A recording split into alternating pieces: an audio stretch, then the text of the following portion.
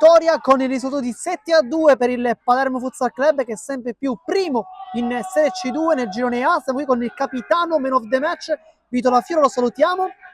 Buonasera a voi. E chiediamo subito un giudizio su questa partita, e poi sei tornato in gol dopo una partita non esaltante contro il Favignana, doppietta. Quanto è importante per te?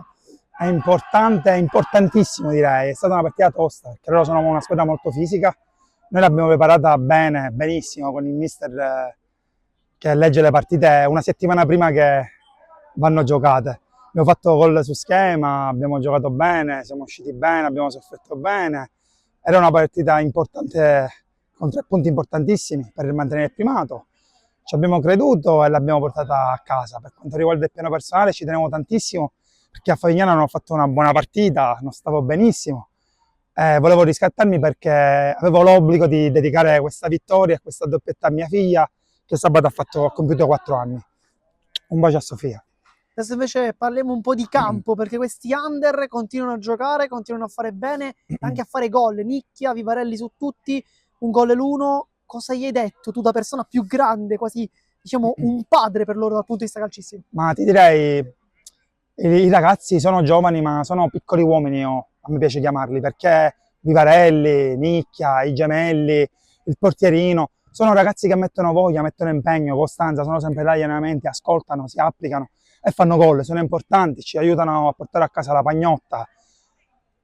Molte volte dico che sono io che imparo da loro, perché loro sono veramente dei grandi ragazzi. Io li chiamo ragazzi d'oro.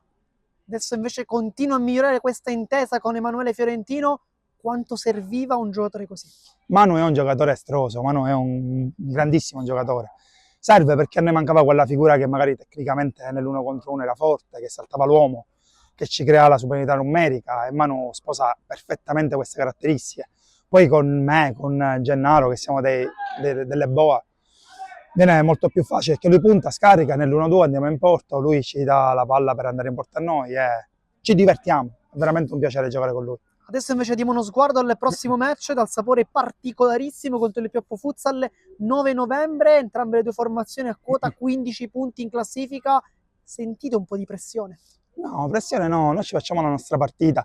Ovviamente è il big match della giornata, col Pioppo ci sono state tante sfide, bellissime, e quindi ci teniamo a fare bene, però pressione no, il campionato è lungo, è giusto che ognuno di noi si giochi le nostre carte, poi alla fine tiriamo le somme.